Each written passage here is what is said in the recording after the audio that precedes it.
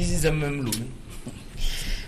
Le Togo, dernier sujet ce soir, crise politique, les médiateurs appellent pouvoir et opposition à faire des concessions. Alors on le sait, les deux chefs d'État ghanéens et guinéens étaient dans nos murs. Dans le discours d'ouverture, on a entendu le mot concession est revenu.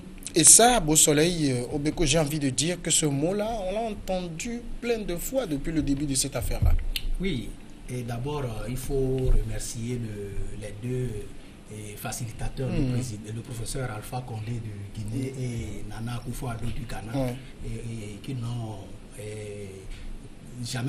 n'ont pas cessé de nous accompagner pour trouver une issue à cette crise politique.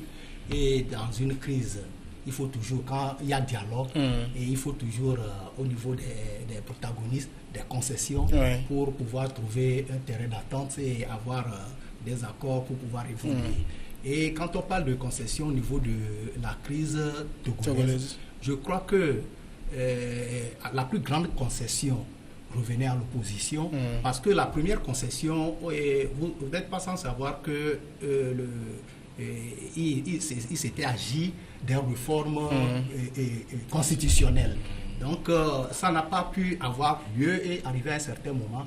Moi je dis que la première concession, c'est au niveau du gouvernement, c'est d'avoir accepté et à envoyer ce projet de loi sur le 5 septembre, 2017. Et dans ce projet de loi, il y avait les réformes que réclamait en général la classe politique et la population, notamment les élections présidentielles à 2 tours, la limitation du mandat présidentiel à 2. Et bon, moi je peux dire que le gouvernement a encore fait mieux en proposant aussi la limitation du mandat des députés, ce qui a l'assentiment de la jeunesse. Et parce que vous n'êtes pas, quand on le dise, il faut que la classe politique se renouvelle de temps en temps pour que la gestion du pays puisse quand même profiter à tout le peuple, à l'ensemble du peuple. Et avec le renouvellement de la classe politique, il y a aussi le renouvellement des idées. Et ça peut quand même permettre comment c'est que le pays avance. Donc je me dis que la concession au niveau du gouvernement, c'est d'avoir accepté envoyer ce projet de loi. Et la concession au niveau de l'opposition devait être d'abord d'accepter voter cette loi-là au niveau de l'Assemblée, parce qu'ils avaient ce pouvoir-là de pouvoir adopter ce qu'ils cherchaient depuis. Ça veut dire pour vous, la faute, c'est l'opposition, c'est ça? Non, je ne dis pas que la faute est à l'opposition. Je dis, on parle de concession. Et je dis que la première concession, c'était déjà d'accepter au niveau du gouvernement d'envoyer ce projet de loi à l'Assemblée. Et l'opposition, là où l'opposition a un peu fauté, c'est d'avoir refusé d'adopter quand même, d'apporter sa voix à ce que le gouvernement les réformes soient adoptées au niveau de l'Assemblée. Vous voyez les choses ainsi? Non, pas tout à fait. Enfin, je m'inscris en faux contre Beau Soleil. Quand on parle de concession, c'est parce qu'il y a dialogue. Et donc ça veut dire que c'est au dialogue qu'on fait des concessions. C'est quand on est en train de parler qu'on fait des concessions. Ce n'est pas quand on est en crise ou bien on est en train de se bagarrer qu'on fait des concessions. C'est quand on est en train de se bagarrer, à un moment donné, on ne s'entend pas. Une troisième personne arrive et dit « Venez, nous allons régler ce problème. » À la table, c'est là où maintenant on demande à chacun de faire des concessions. C'est pour ça d'ailleurs que les facilitateurs demandent à ce que les deux parties fassent des concessions. Je pense que les facilitateurs ont été diplomates. Ils ont été très malins parce qu'ils sont venus pour l'apaisement. Un peu trop peut-être, selon certains. Peut-être un peu trop, parce qu'en fait, ils ont pour objectif d'apaiser la situation. Et je ne pense pas qu'ils vont vouloir mettre de l'huile sur le feu. Et c'est pour ça qu'ils ont su choisir des mots pour pouvoir communiquer à la population et aux deux parties. Et dans leur communiqué, ils disent qu'il faut que les deux parties fassent concession. Alors moi, je dis, quand on parle de concession, l'opposition en a fait. Quand on me dit par exemple que le gouvernement a envoyé à l'Assemblée un projet de loi, mais attendez, allez fouiller, allez voir ce projet de loi. Est-ce que cela répondait exactement à ce que demandait l'opposition? Non. cela ne cadrait pas avec la Constitution de 92. Parce que beaucoup de choses ont été ôtées. Et ils ont même ajouté certaines choses, certaines formules pour dire ce mandat ne comptait pas. Voilà. Et donc, on ne peut pas dire qu'on a envoyé ça et parler de concession. Non. Maintenant, au niveau de l'opposition, je crois que l'opposition, à un moment donné, dit nous voulons 12. À un moment donné, ils ont mis la barre très haute. Dit, nous voulons le départ du chef de l'État. Et là, tout le monde a dit mais attendez, vous ne pouvez pas demander ça. C'était sur un terrain politique. D'accord?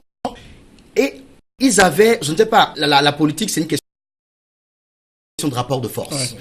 Ce rapport de force était en sa faveur. Elle a mis la barre très haute. Et maintenant, à un moment donné, vous allez voir qu'aux discussions, l'opposition dit bon d'accord, nous allons laisser cette histoire de départ du chef de l'État de côté. Nous allons lui permettre de terminer son mandat, les 2 autres qui lui restaient. Mais maintenant, nous proposons cela sous forme de transition. Et donc, moi, je pense que l'opposition a fait déjà de concessions et les médiateurs, en fait, ne voulaient pas le dire pour peut-être montrer du doigt l'autre partie et que l'opposition se dise ah oui, nous avons gagné, nous avons les médiateurs avec nous. Et donc, je crois qu'ils ont été diplomates. Voilà. Ibrahim Acha, le mot concession, en fait, les facilitateurs n'ont pas dit quelque chose de nouveau. C'est ce qu'on sait déjà. C'est ce que nous avons toujours dit, que les facilitateurs ne viendront pas proposer une recette miracle pour la situation togolaise. Ils revenaient aux Togolais de trouver leur solution. Je le dis toujours, quand vous décidez de vous infantiliser, il y aura des gens qui vont prendre plaisir à vous larguer et à jouer avec vous. C'est ce qui s'est passé avant-hier. Ce que ces 2 messieurs, je veux parler des chefs d'État, sont venus proposer, mais il y a des Togolais qui l'ont dit depuis longtemps. Mais c'est parce qu'on ne se fait pas confiance, c'est parce qu'on ne veut pas aller au-delà, on ne veut pas prendre de la hauteur, on s'accroche à ses petits intérêts et ça fait que la situation perdure. Et voilà comment. Mais ils sont venus, ils ont fait des produits, ils ont dit bon, la concession, il faut libérer les prisonniers, il faut faire patati, il faut faire patata. Mais eux,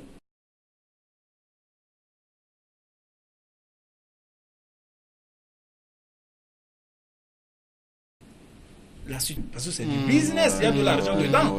Pour venir en sauveteur. Et ça, beaucoup ne le savent pas. Il y a des soldats qui s'ennuient dans les garnisons dans leur pays. Ils viendront aussi jouer le rôle de. Être payés. Être payés cher. Vous avez vu la situation en Côte d'Ivoire. Il y a de nos soldats qui n'ont pas voulu même qu'on ferme cette mission là-bas parce que ça, on sait ce que ça a rapporté en termes pécuniaires et en termes de biens publics et biens plutôt personnels à ces soldats qui sont allés maintenir la paix là-bas. Donc c'est pourquoi moi je dis toujours que le problème qui se pose, c'est un problème entre Togolais. Faisons confiance à nous-mêmes. Essayons de nous entendre. Parce que le problème est très simple. Quand je dis le problème est très simple, c'est parce que c'est un problème de gouvernance. Et c'est ça qui est en train de créer tout ce que nous avons comme problème.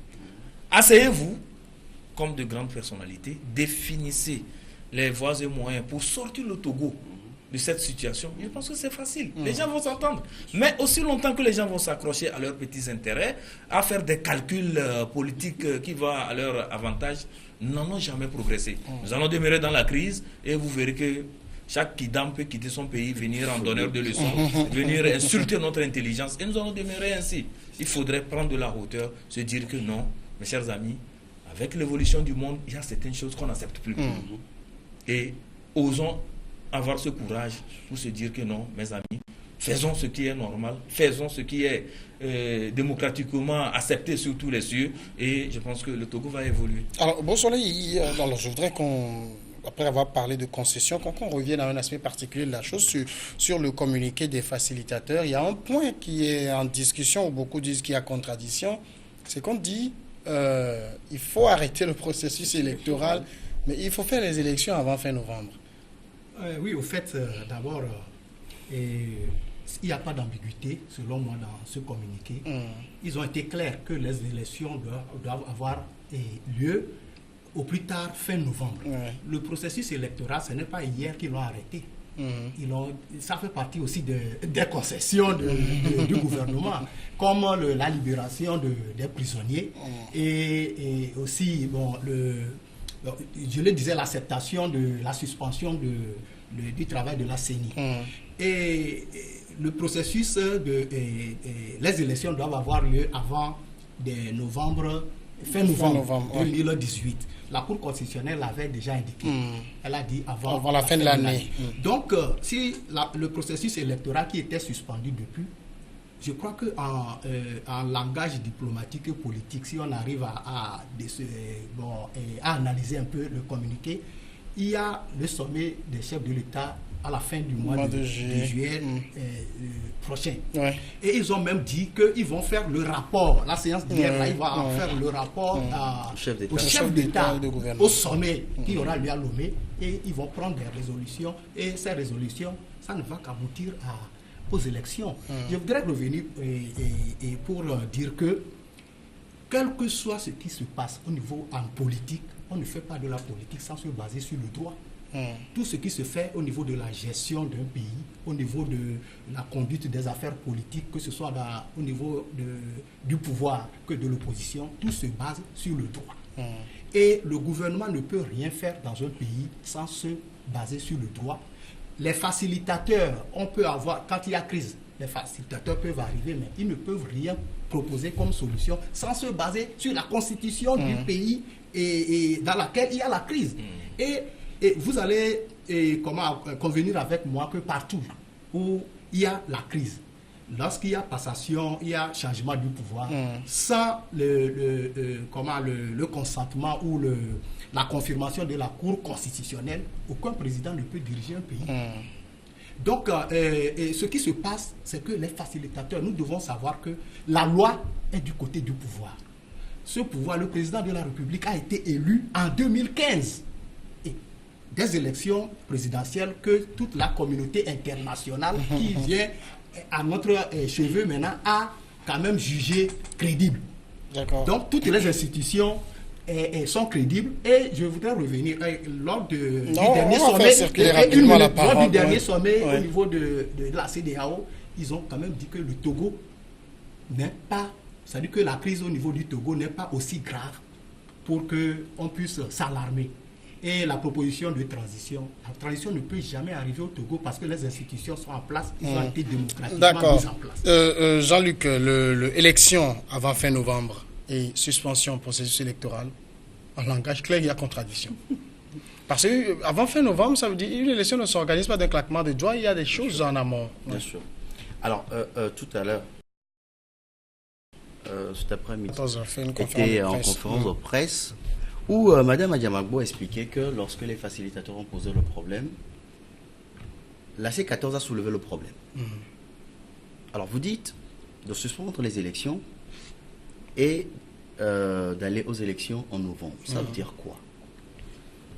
Les facilitateurs leur ont dit, selon ce que la C14, Mme Adiago a dit, les facilitateurs leur ont bien dit que ce n'est qu'un souhait. N'est qu'à titre indicatif. Les facilitateurs leur ont dit, nous ne vous disons pas que forcément en novembre vous devez aller aux élections. Alors maintenant quand vous reprenez le communiqué, je l'ai dit, les gars, ils ont été diplomates. Ils ont dit, allez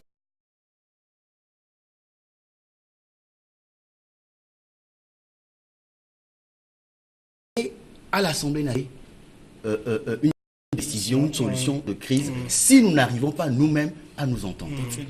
La CEDEAO,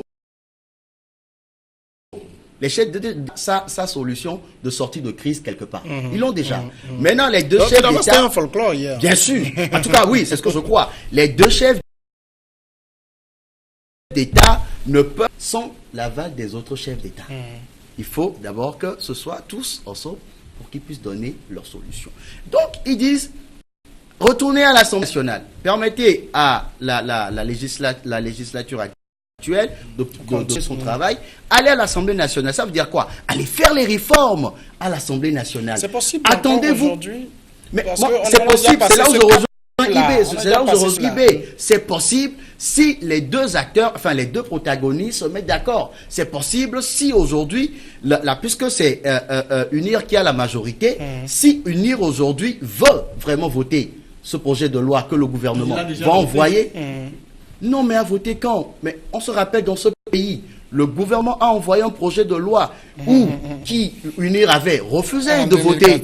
Et maintenant, subitement, en septembre, on ramène un projet de loi bancal qu'on veut faire passer. Mais l'opposition a refusé. Alors je dis, si UNIR aujourd'hui veut, avec ses députés, sa majorité, veut vraiment qu'on sorte de cette histoire-là, c'est possible. Il suffit au gouvernement de renvoyer le texte et les deux partis se mettent d'accord et ils avancent.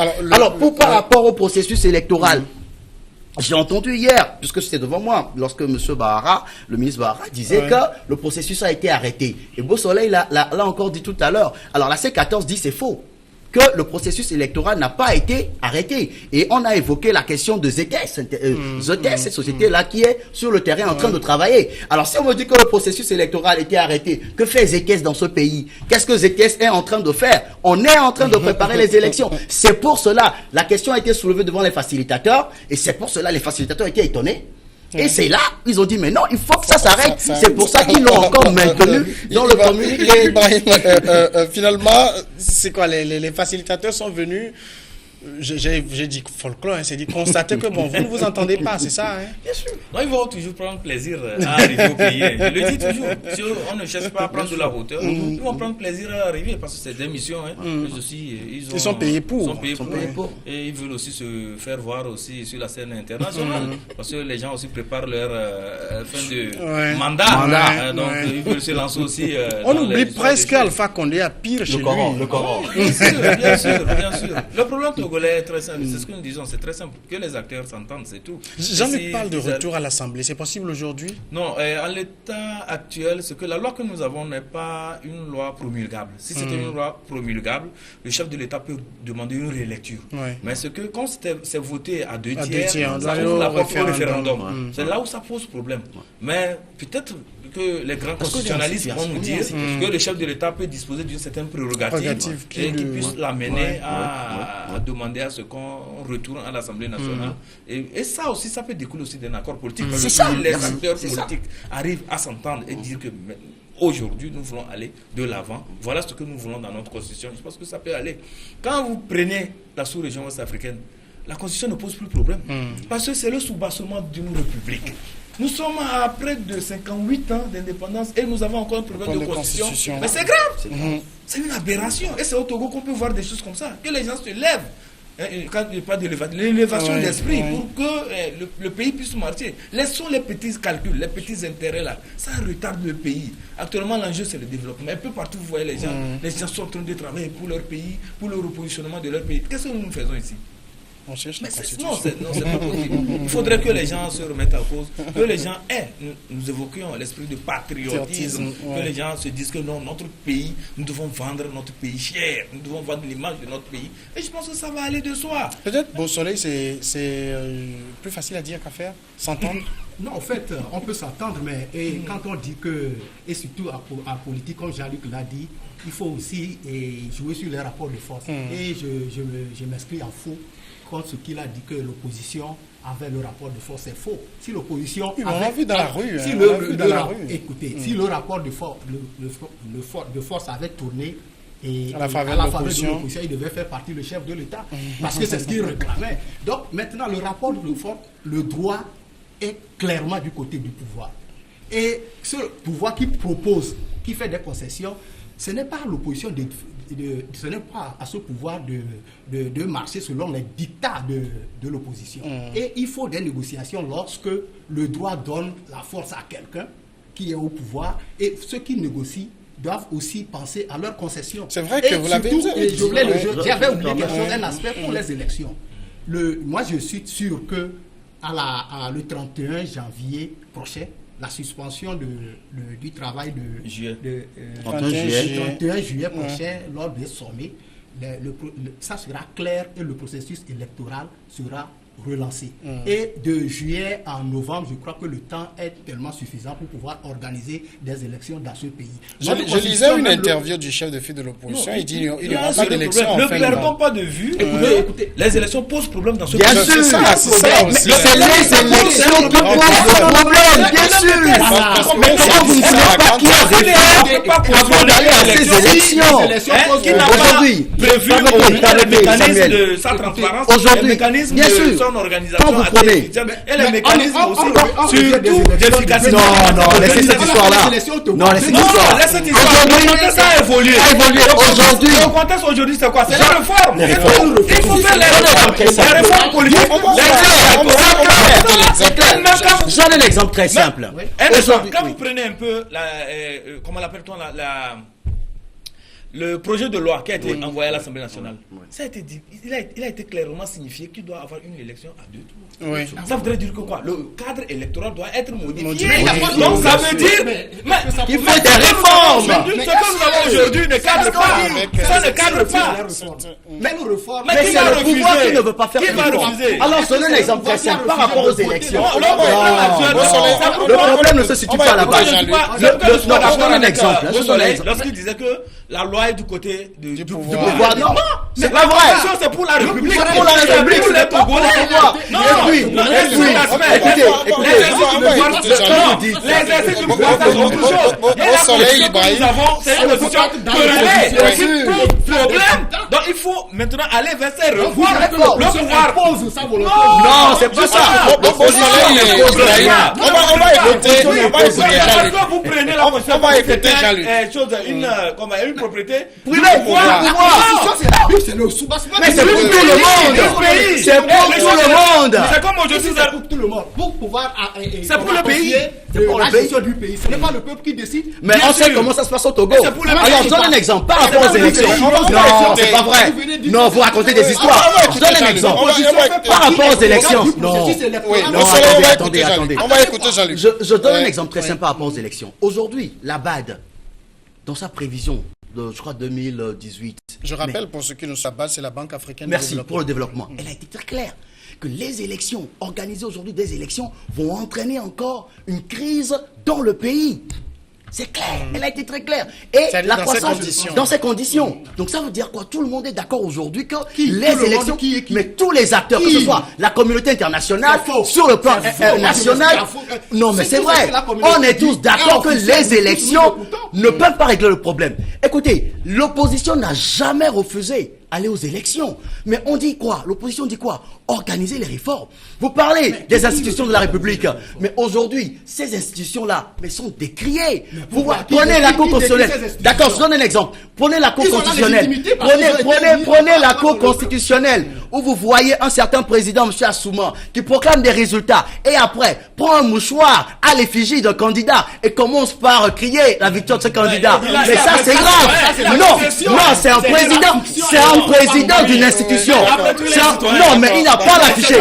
Il n'a pas l'affiché. Quand vous prenez par exemple la CENI, la CENI est décriée. La CENI n'est pas Non, décriée parce que aujourd'hui, la on a CENI des est institutions. composée C'est pas vrai. On a des institutions qui sont au bord du pouvoir. On a des institutions qui sont au bord du pouvoir. Des institutions qui sont avec le pouvoir. C'est ça le problème. il n'y a pas d'opposant dans la CENI. Oh, ben écoutez, on sait comment ça s'est passé. On sait comment ça s'est passé.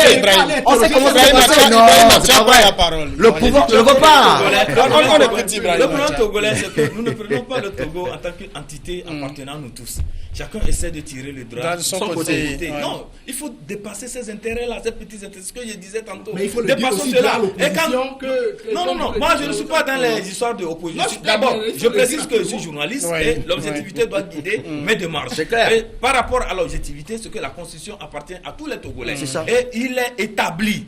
Et du côté du pouvoir comme du côté de l'opposition, c'est reconnu que notre constitution actuelle est querellée. Oui. Ça pose problème. Oui. Il faut aller vers les réformes. Donc s'il faut aller vers les réformes, je pense que l'État togolais en tout cas, qu'incarne M. Faure Gnassingbé, qui est le chef de l'État et autres, là, doit prendre des dispositions pour qu'on aille vers ces réformes. Et s'il faut aller vers ces réformes, les gens nous parlent de concessions. Et d'aller vers un consensus.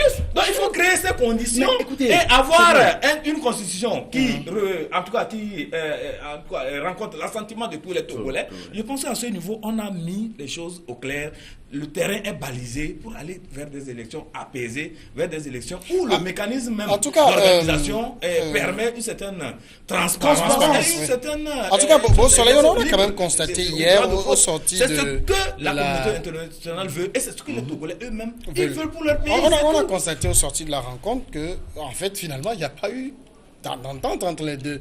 Parce que une partie est venue dire oui, le 30 novembre nous irons, la fin novembre nous irons aux élections. L'autre partie dit il n'y aura pas d'élection fin novembre. Mais finalement, on est allé faire quoi au début, le communiqué final a été lu par les facilitateurs. C'est eux qui ont donné cette date indicative de la fin du mois de novembre. Si les gens disent que non, on n'ira pas aux élections au mois de novembre, donc peut-être qu'ils s'inscrivent en faux contre la décision des facilitateurs. Et je voudrais dire quelque chose. Au Togo, nous avons souvent l'habitude d'intoxiquer le peuple.